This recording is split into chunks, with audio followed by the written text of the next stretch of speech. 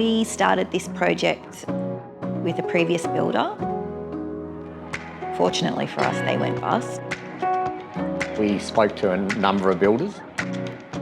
We got to meet Adrian and Nadia at the team at Casabella. Casabella matched our sort of profile. It was partly about quotes, obviously, but also importantly, it's a forever home, and you want to make sure you're working with someone that you think will make that forever home. He gave a lot of free advice early, not necessarily even winning the job yet. He was willing to assist. So he made sure everything was sound to be able to build on.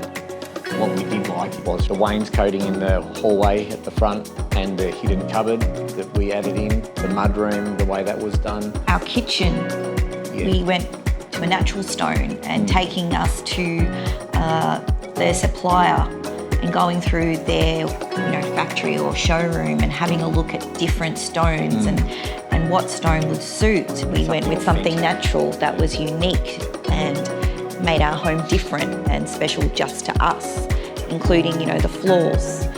Taking us to different suppliers and being able to talk to them and understand the process. That was something different compared to our experience previously. He treated this house like his own. Yeah, he did.